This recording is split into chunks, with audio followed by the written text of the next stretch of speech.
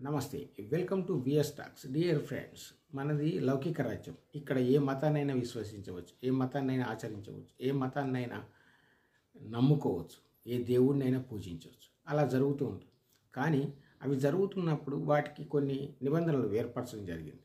ఇప్పుడు for example Hindu మతంలో దళితులు ఎప్పటి నుంచో కొన్ని ఏళ్ళుగా, కొన్ని సంవత్సరాలు, కొన్ని వందల ఏళ్ళుగా వివక్షకు గురయ్యారు, అంటరితానికి గురయ్యారు, చాలా ఇబ్బందులు గురయ్యారు. దీన్ని ఆచరించే మనకు స్వతంత్రం వచ్చినప్పుడు, రాజ్యాంగాన్ని మనం అమలు తెచ్చుకున్నప్పుడు వాళ్ళకు ఒక రిజర్వేషన్ కల్పించి వాళ్ళకు ఎన్నిదన్నుగా నిలవడం జరిగింది. కానీ అలాంటి రిజర్వేషన్ను కొందరు దుర్వినియోగపరుస్తుంటే మరి రాజ్యాంగం ఊరుకుంటుంది? రాజ్యాంగం ప్రకారం అది చట్టవిరుద్ధమే కదా. ఇదే విషయాన్ని ఇప్పుడు ఒక కేసు విషయంలో సుప్రీంకోర్టు తేల్చి చెప్పడం జరిగింది. తమిళనాడుకు చెందిన ఒక యువతి, తండ్రి హిందూ, తల్లి క్రిస్టియన్.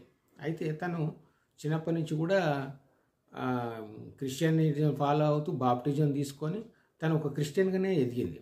కానీ అంత ఎదిగిన తర్వాత ఇప్పుడు రిజర్వేషన్ కావడానికి, ఉద్యోగానికి రిజర్వేషన్ కావడానికి తను హిందువునని క్లెయిమ్ చేస్తుంది. ఈ విషయాన్ని అక్కడి అధికారులు అంగీకరించక హిందూ మతంలో ఉన్న రిజర్వేషన్స్ క్రిస్టియన్ మతానికి వర్తించదు అని చెప్పేసి తేల్చి చెప్పడం జరిగింది. అయితే దాని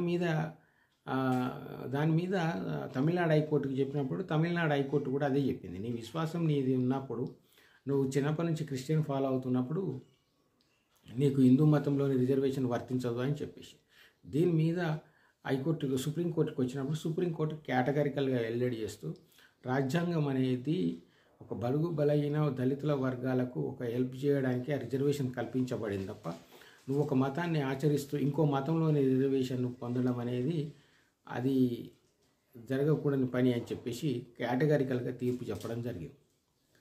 ఏదేమైనా నువ్వు ఒక మతాన్ని, ఒక విశ్వాసాన్ని నువ్వు నమ్ముకుంటున్నప్పుడు ఆ మత విశ్వాసాల ప్రకారమే ఉండాలి తప్ప